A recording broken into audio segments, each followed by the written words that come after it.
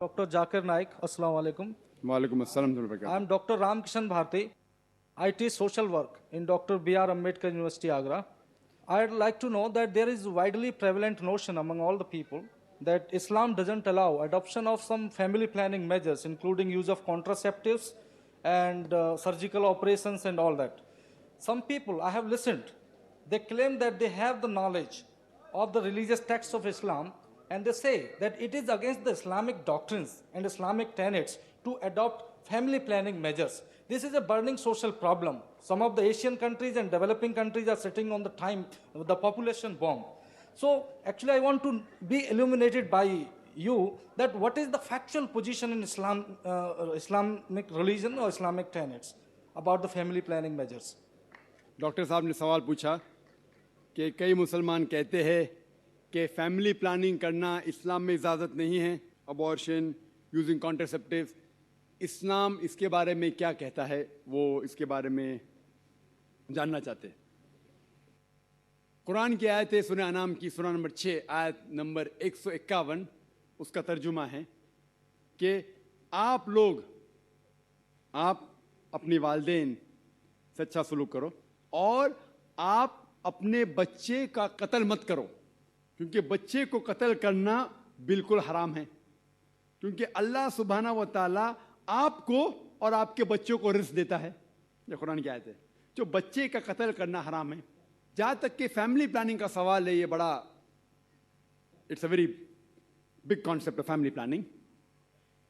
ये family planning के जो मेथड है, फॉर एग्जाम्पल परमानेंट मेथड, क्योंकि आप डॉक्टर है मैं कह सकता हूँ, ट्यूबेक्टोमी या वेजेक्टोमी या नसबंदी, ये परमानेंट मेथड सारे लोग तस्लीम करते हैं कि हराम है, उसमें कोई दो राय नहीं। अबॉर्शन हराम है क्योंकि बच्चों का कत्ल करना हराम है।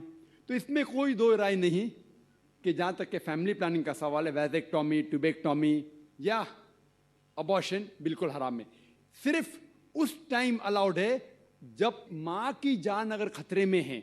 If the mother had multiple caesarean section, माँ को कई सिजेरियन सेक्शन हुए, चीर के बच्चे को निकालने पड़ता है, और अगर और एक बच्चा होने के वजह से उसके जान को खतरा है, या मिसाल के तौर पे माँ को दिल की बीमारी है और एक बच्चा पैदा होने के वजह से उसकी जान खतरे में हो सकती है, तो माँ की जान बचाने के लिए कोई भी टाइप की फैमिली प्लानिंग अलाउड है इस टाइम, क्योंकि माँ की जिंदगी बहुत अहम है।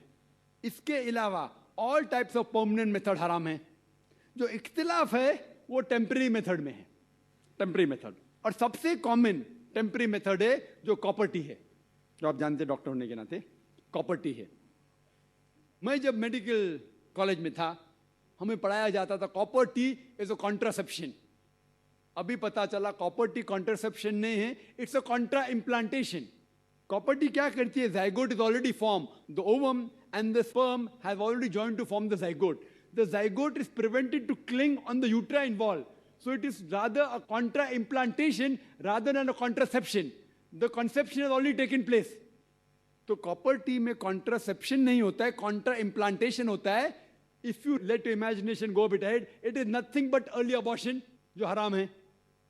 वो अबॉर्शन ही है लेकिन अर्ली अबॉर्शन है, कॉन्ट्रा इम्प्लांटेशन। तो बहुत से मुसलमान अनजाने में समझते contraception of copper T is allowed और इस्तेमाल करते, जो बिल्कुल हराम है। इसमें कोई दो राय नहीं। ओसी पिल जब आप लेते हैं, जो कुरान की आयत है सूरह रूम की सूरह नंबर 30 आयत नंबर 30 में, कि do not change the physiology of the body. तो when you take contraceptive pills, any doctor will tell you it has various side effects, various, it is detrimental to health. जो difference of opinion है वो temporary method में है, बाकी के temporary method, condoms etcetera. But मेरा सवाल ये है कि आप कॉन्ट्रासेप्शन क्यों इस्तेमाल करना चाहते हैं? आप फैमिली प्लानिंग क्यों करना चाहते?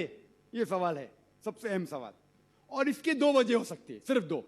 सारे वजह को इकट्ठा करेंगे तो दो ग्रुप में आप बांट सकते हैं। एक ग्रुप क्योंकि वो इंसान शायद गरीब है और बच्चे की परवरिश नहीं कर सकता, या दूसरी वजह कि वो चाहता है कि अपने बच्चे को अच्छी से अच्छी तालीम दे, तो बीच में स्पेसिंग होना चाहिए। मैं मेरे बच्चों को डॉक्टर बनाना चाहता हूं, तो अगर एक के बाद एक जल्दी होंगे फटाफट तो मुश्किल है, मैं ज़रा 3 साल 4 साल 5 साल बाद दूंगा। ये दो वजह हो सकते हैं। मैं आपको ये कहना चाहता हूं कि मैं मेरे वालिदैन की 5वीं औलाद हूं, 5वीं औलाद, 5th। अगर मेरे वालिदैन फैमिली प्लानिंग किए होते तो मैं आज दुनिया में नहीं आया होता। एम आई ए बून और अ बेन फॉर सोसाइटी? क्या मैं माशरे पे बोझ हूं कि फायदेमंद हूं? और लोग कहते हैं कि डॉक्टर सबसे अच्छा पेशा है। अच्छा पेशा अल्हम्दुलिल्लाह, लेकिन मैंने वो पेशा छोड़ के और अच्छे पेशे के लिए आया। जिस तरह अल्लाह ताला फरमाते सूरह फुसिलत में, सूरा नंबर 41 आयत नंबर 33 में, वमन अहसनु क़ौलन मिम्मन दुआ इलल्लाहि व अमिल सालिहान व क़ाला इन्ननी मिनल मुस्लिमीन। कौन वो शख्स है बात करने में बेहतर? वो शख्स जो लोगों को अल्लाह की तरफ बुलाता है। तो मैंने मेरे डॉक्टरी पेशे को छोड़ दिया और बेहतरीन पेशे के लिए।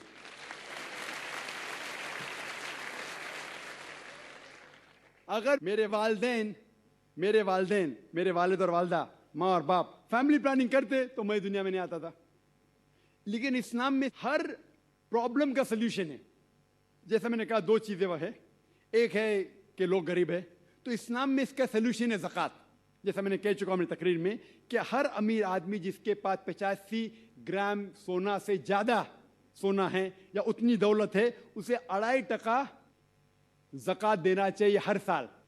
हर अमीर इंसान ज़कात देगा तो गुर्बत धरती से मिट जाएंगी। कोई भी शख्स भूखा नहीं मरेगा। अगर कोई शख्स के पास पैसा कम है, वो ज़कात ले सकता है। प्रॉब्लम क्या है? और जो लोग कह रहे हैं कि स्पेसिंग करना चाहिए, ये एक माल्थ्यूजियन थ्योरी थी। आप जानते हैं Malthusian theory, that the crop is inversely proportional to the population. यानी जितना पॉपुलेशन है उतना खतरा है आपके खाने के लिए। Theory has been disproved. ये आप देखेंगे, ये सिर्फ हिंदुस्तान में जो पॉपुलेशन प्रॉब्लम है, बाकी मुमालिक में पॉपुलेशन इज अ बून। आप अमेरिका में जाएंगे, जितने ज्यादा बच्चे आपके पास है उतना कम टैक्स आपको देने का। पता है आपको? यंग छोटे छोटे बच्चे पहनते हैं, I am my father's tax saver. मैं मेरे वालिद की टैक्स की बचत करता हूं। जितने ज्यादा बच्चे उतना कम टैक्स। आप ऑस्ट्रेलिया में जाओ, जितने ज्यादा बच्चे उतनी पैसे गवर्नमेंट देती है आपको हर साल। 10,000, 15,000, 20,000, जितने ज्यादा बच्चे उतने पैसे गवर्नमेंट देती है। क्यों? Population is a boon, it is not a Ben. Population जितने ज्यादा लोग उतना फायदा। आप समझ रहे? और धरती का सिर्फ 30% इस्तेमाल होता है। 70% of the land is not being utilised. तो पॉपुलेशन अगर डबल ट्रिपल भी होगी तो भी कोई नुकसान नहीं। वो प्रॉब्लम है गवर्नमेंट के पास कि गवर्नमेंट को इंसान को सही तरीके से इस्तेमाल करने नहीं आता है। तो हम कहते हैं हम दो हमारे दो, एक के बाद अभी नहीं, 2 के बाद कभी नहीं। तो ये प्रॉब्लम है कि हमें गवर्नमेंट लॉस को बदलना चाहिए। Population is never a problem, it is a boon. किस तरीके से इंसान को इस्तेमाल करके देश को बढ़ाना चाहिए, वो इंपॉर्टेंट है रादर देन फैमिली प्लानिंग। और आप जानेंगे कि अल्लाह सुब्हाना व तआला ने 2 बार कुरान मजीद में इसके बारे में जिक्र किया है। एक है सूरह इसरा सूरा नंबर 17 आयत नंबर 31, और दूसरी आयत जो मैंने पेश किया सूरह नाम सूरा नंबर 6 आयत नंबर 151 में।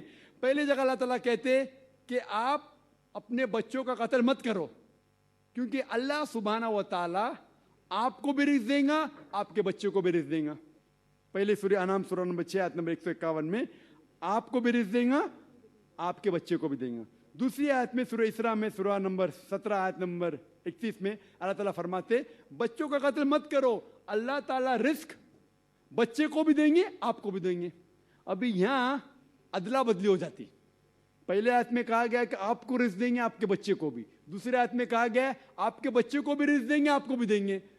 मानी तो एक है, लेकिन अल्लाह सुब्हाना व तआला हर कुरान का अल्फाज का एक वजन है। अगर आप तहकीक करेंगे तो ये पता चलता है कि पहली आयत खुसूसन गरीबों के लिए है। आप अगर समझते कि और एक बच्चा होगा तो मैं भी मरूंगा, बच्चा भी मरेगा, खाने पीने के वालदे है, और एक बच्चा होगा तो मैं भी मरूंगा, बच्चा भी मरूंगा। अल्लाह ताला कहते फिक्र मत करो, अल्लाह ताला आपको भी रिज़्क़ देंगे, आपके बच्चे को भी। और दूसरी आयत अमीरों के लिए कि मैं चाहता हूं कि 3-4 साल बाद मैं मेरे बेटे को इंजीनियर बनाऊंगा, मैं मेरे बेटे को डॉक्टर बनाऊंगा।